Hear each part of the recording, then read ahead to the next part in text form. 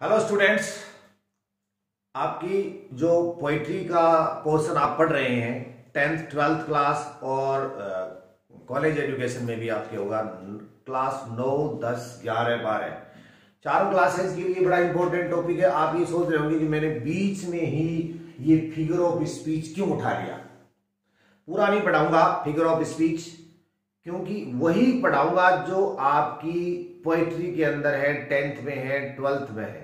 आप सोचोगे कि हमें कहां जरूरत पड़ेगी इनकी, क्या कोई क्वेश्चन आएगा इनसे? नहीं आएगा क्वेश्चन। लेकिन जब आप 12th क्लास में जो स्टेंजा आता है उसके नीचे 4 क्वेश्चन आते हैं, तो जब 4 क्वेश्चन वो कर देना, जो 4 क्वेश्चन आते हैं उन 4 क्वेश्चन का एक स्टेंजा इस तरह से लिखा हुआ मिलेगा आपको, इस तरह से 12th क्लास में। वहां 1, 2, 3 और 4 ये 4 क्वेश्चन है। उन क्वेश्चन में एक क्वेश्चन ऐसा होगा, आपको ये पूछा जाएगा कि इसमें मेटाफर कहां है, कौन सी लाइन में। और इसमें ये पूछा जा सकता है कि इसमें जो सिमिली का एग्जाम्पल है वो लाइन बताइए, ठीक है ना। और इसमें राइम स्कीम क्या है। राइम स्कीम आपने देखा होगा, ये होती है rhyme scheme A B B या ए बी, ये इस तरह की जो राइम स्कीम होती है। ये आपके 12th क्लास में डायरेक्ट क्वेश्चन आएगा।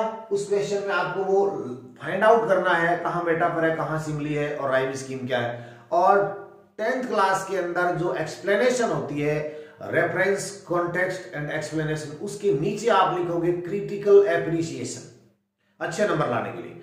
वहां पर आपको ये बताना पड़ेगा कि इसमें कौन सा फिगर ऑफ स्पीच है, कि रिपीटेशन है, कि एलिट्रेशन है, कि मेटाफर है, कि सिमिली है, कि राइम स्कीम क्या है। तो इसलिए जरूरी हो गया जब हम पोइट्री के सेक्शन को पढ़ रहे हैं तो इन चीजों को, सिमिली, मेटाफर, राइम स्कीम को भी क्लियर करें। तो चलिए शुरुआत करते हैं इसकी। यहां अपन पहले मैं कोरिलेशन के साथ आपको ये simile, metaphor, then rhyme scheme बताऊं। उससे पहले ये देखते हैं कि फिगर ऑफ स्पीच होते क्या है। इसकी डेफिनेशन के साथ देखिए, figure of speech is a word or a phrase, okay, just either a word or a phrase, इतना ही होता है। And that does not have the literal meaning and that have the other sense. यानी आप हिंदी में अगर आपने देखा होगा तो फिगर ऑफ स्पीच अलंकार को कहते हैं। अलंकार उपमा, रूपक, अनुप्रास, पुनरावर्ती, ये होते हैं ना, इनको कहते हैं। और इंग्लिश में इनको फिगर ऑफ स्पीच कहते हैं। ये क्या काम में आते हैं? फिगर ऑफ स्पीच वर्ड, या तो एक वर्ड होगा या phrase, group of word that possesses, that have a separate meaning, उसका अलग अर्थ होगा फ्रॉम इट्स लिटरल डेफिनेशन, इसकी जो लिटरल डेफिनेशन होगी उससे अलग मीनिंग होगा। यानी आपको ऐसे एक ऐसा शब्द लिखा हुआ मिलेगा जिसका कुछ अर्थ और ही होगा। क्यों ऐसा क्यों किया जा रहा है? ऐसा इसलिए किया जाता है कि these figure of speech are used to adorn the language, language को अडॉर्न करने के लिए। जो सेंटेंस आपने लिखा है उसको सजाने के लिए। सजाने का मतलब आपने सेंटेंस लिख दिया, उस पर फूल पत्तियां रख दी, ऐसा नहीं है। उसकी भाषा को फिगरेटिव लैंग्वेज बनाने के लिए, अलंकारिक भाषा बनाने के लिए। कैसे बनती है? इस तरह से, जैसे मान लीजिए कि किसी ने कहा कि ही इज वेरी ब्रेव, तो आप इसको ये he is as brave as a tiger, तो ये तो सिर्फ सिंपल ब्रेव बताया है। इसको थोड़ा सा फिगरेटिव लैंग्वेज बनाया जाएगा, he is as brave as tiger, तो उसमें उसको मतलब इफेक्टिव सेंटेंस बन गया, प्रभावी बन गया सुनने वाले के लिए, देखने वाले के लिए। और इसके ये दूसरा देखिए, जैसे she is very beautiful, she is beautiful,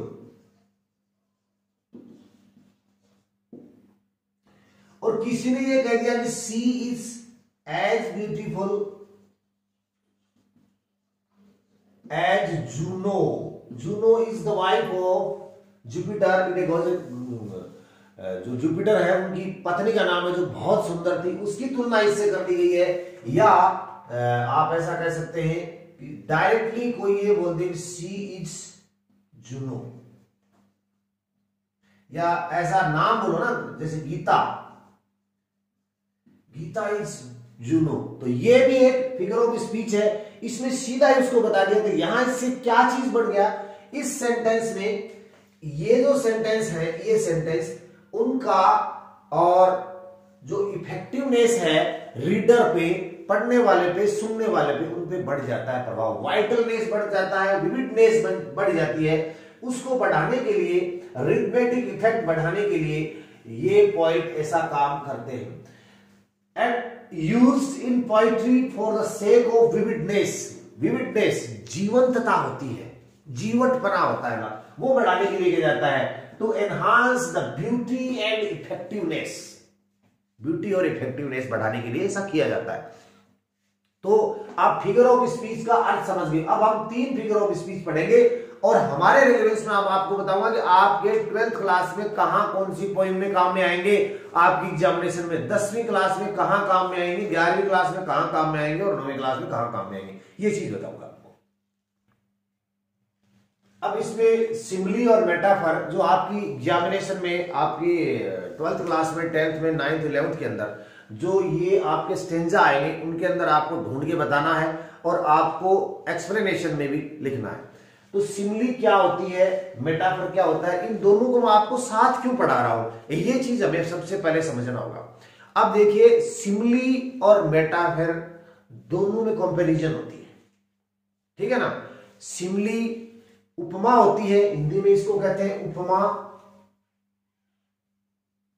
अगर आप हिंदी के स्टूडेंट भी हैं तो, और इसको बोलते हैं रूपक, जो अलंकार होता है। हालांकि इसका हिंदी का अंग्रेजी का कोई संबंध नहीं है, फिर भी आपको बता दूं मैं।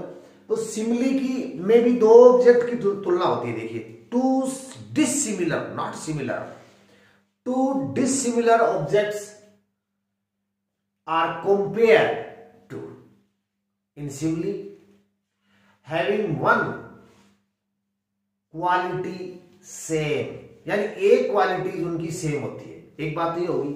मेटाफर में क्या होगा, मेटाफर में भी होती है, 2 डिसिमिलर ऑब्जेक्ट होते हैं, उनकी तुलना होती है, लेकिन इसमें और इसमें अंतर ये होता है कि इसमें प्रयोग होता है, इसके लिए काम में लेते हैं लाइक, एज और सो। जब 2 डिसिमिलर ऑब्जेक्ट्स होते हैं तो कंपैरिजन होता है। देखिए, इसमें क्या होगा, कंपैरिजन किसका, कंपैरिजन जरूरी है 2 ऑब्जेक्ट्स। एक तो ये बात होगी, कैसे ऑब्जेक्ट्स, डिसिमिलर ऑब्जेक्ट्स हो गए, और having at least 1 quality same. Having 1 quality same आप ऐसे लिख लीजिए। तीसरी क्वालिटी क्या होगी, हैविंग 1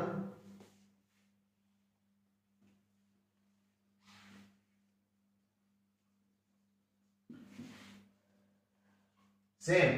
यही चीज इसमें होती है, कंपैरिजन ऑफ। देखिए, इसमें भी क्या होगा, या आप ऐसे देखिए, कंपैरिजन होगा, कंपैरिजन ऑफ 2 ऑब्जेक्ट्स। ऑब्जेक्ट्स हो गया, थिंग्स हो गया, पर्सन हो गया, जो भी हो गया। दूसरा है, दूसरी चीज है डिसिमिलर होने चाहिए, डिसिमिलर ऑब्जेक्ट्स इसमें होने चाहिए। और तीसरा है हैविंग 1 क्वालिटी सेम।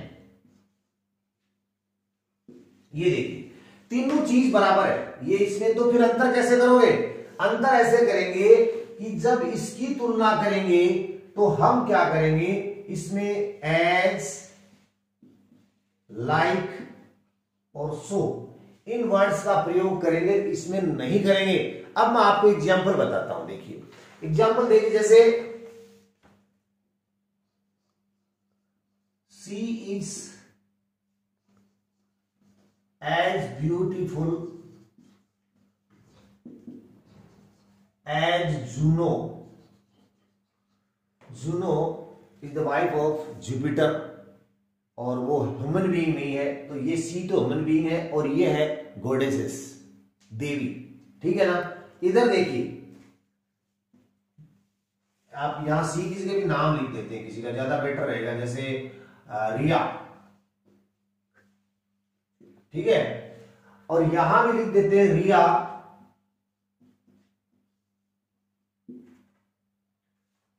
चलो रिया तो नहीं लिखेंगे, नाम दूसरा ही लिखता हूं मैं, गीता सीता ही लिख देता हूं कुछ। Gita is and Gita, Gita is Juno. अब ये देखिए यहां पर क्या कहा है, गीता की तुलना जूनो से की गई, लेकिन काम में क्या लिया है, एज। एज यहां सीधा गीता को ही जूनो बताया गया है ना। सुंदर है। ये देखिए अब देखिए कि गीता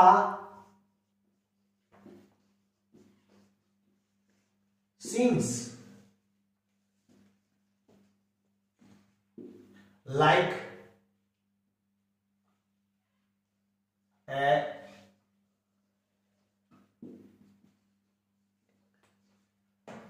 nightingale, और यहां आपने लिख दिया गीता इज ए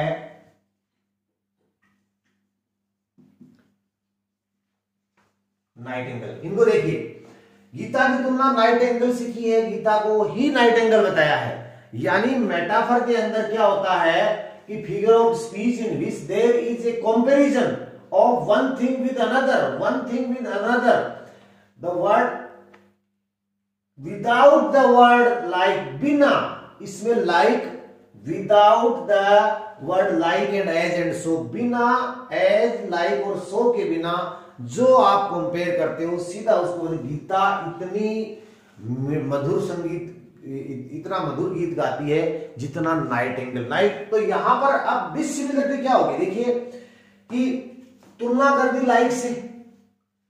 अगर आपको सिमिलर देखने तो कंपैरिजन ऑफ टू ऑब्जेक्ट्स होने चाहिए, तो टू ऑब्जेक्ट हो गया, एक तो हो गया गीता और एक हो गया नाइट एंगल, हो गया ना। ठीक है। डिसिमिलर ऑब्जेक्ट है, ये तो है ह्यूमन बीइंग और ये है बर्ड, तो डिसिमिलर हो गए ना। और इसके अंदर कंपेयर क्या किया गया है, दोनों के अंदर जो तुलना की गई है वो है सॉरी, जो गाने में स्वीटनेस है, उसके संगीत में मधुरता है, तो तीनों क्वालिटीज इसमें आ गई। यहां देखिए यहां पर क्या होगा कि एक ऑब्जेक्ट ये है और दूसरा ऑब्जेक्ट ये, दो ऑब्जेक्ट हो गए, टू ऑब्जेक्ट हो गए, और वो डिसिमिलर कैसे है, ये ह्यूमन बीइंग है और ये बर्ड है, दोनों हो गए ना। और स्वीटनेस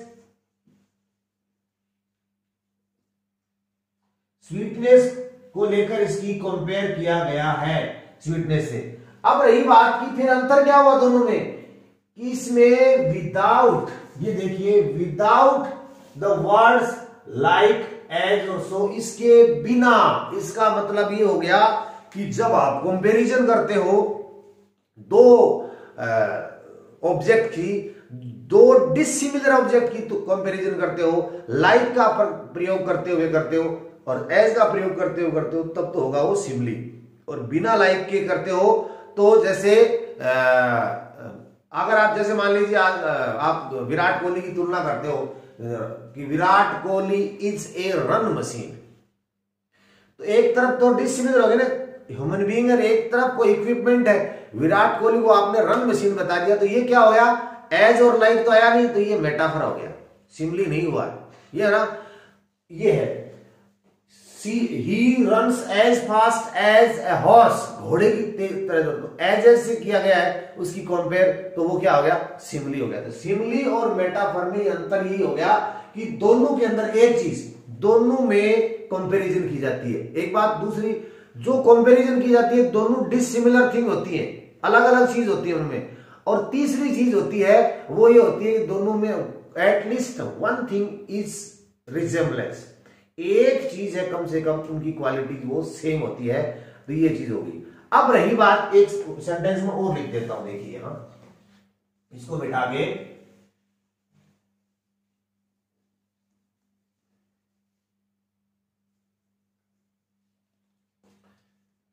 जैसे Gita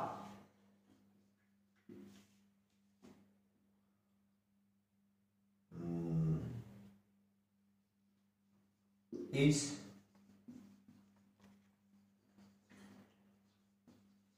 as beautiful as her sister,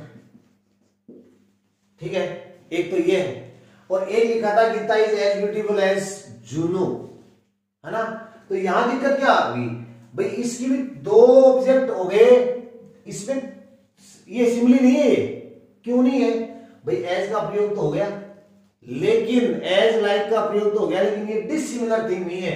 ये भी ह्यूमन बीइंग है और ये भी ह्यूमन बीइंग है, तो it is just a comparison, ये बस कंपैरिजन है। तो अब तीन चीज हमारे समझ में आ गई। नंबर वन, अगर दो चीजों की तुलना की गई है एज और लाइक का प्रयोग करके, दोनों डिफरेंट हैं, तब तो सिमिली है। दो ऑब्जेक्ट की तुलना की गई है बिना लाइक और एज और सो के, और दोनों डिफरेंट है, तब वो मेटाफर है। अगर दो ऑब्जेक्ट्स की तुलना की गई है लाइक और एज का प्रयोग करके, दोनों डिसिमिलर नहीं है, तो वो जस्ट कंपैरिजन है। अब आपको वो एग्जांपल्स में लिखवाता हूं जो आपकी एग्जामिनेशन में आएंगी। वजह क्या है कि आपकी पोइम्स के अंदर जो सिलेबस में 12th क्लास का सिलेबस है उसके पोइम में दिए हुए हैं, और वो आपको एग्जामिनेशन में स्टेंजाज के नीचे जाके पूछे जाएंगे।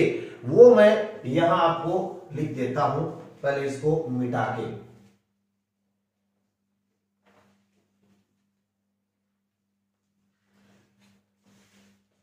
एक वो है, क्या बोलते हैं, 7 एजेस ऑफ मैन है, उसमें है creeping like Snell's.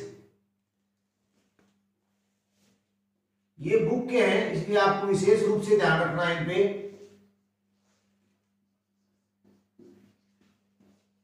Creeping like Snell's, एक था वो saying like furnace, bearded like quad.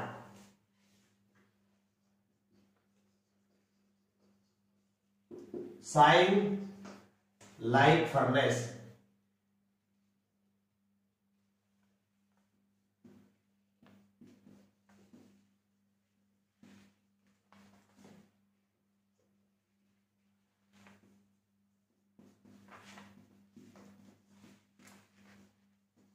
Like part. ये देखिए, ये वो एग्जाम्पल है जो आपकी जो पोइम है 7 एजेस ऑफ मैन, जो एज यू लाइक इट से ली गई है, पॉपुलर पोइट है शेक्सपियर, उसके द्वारा।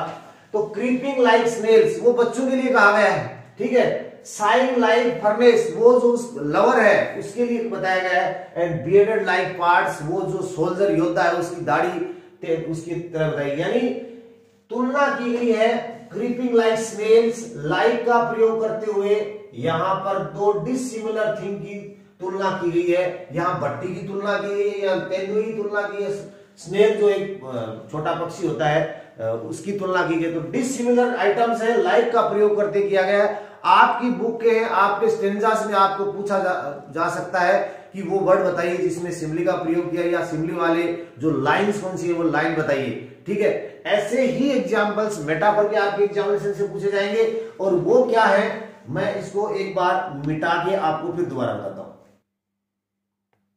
अब मेटाफर का जो एग्जांपल्स है, मेटाफर में भी वही चीज होती है, आप लाइक का प्रयोग नहीं कर सकते, आप एज का प्रयोग नहीं कर सकते, सो का प्रयोग नहीं कर सकते। दो टू डिसिमिलर थिंग्स होती है, ऑब्जेक्ट्स होती है, और उनकी कंपैरिजन होती है। एक की क्वालिटी उसमें ट्रांसफर की जाती है, यानी the comparison of one thing, ये हो गया। The resemblance is implied, resemblance उसमें जरूर पाई जाती है, एक used for transferring the quality of one object to another, एक ऑब्जेक्ट की क्वालिटी दूसरे में सीधे बताई जाती है बिना इसका प्रयोग किए हुए।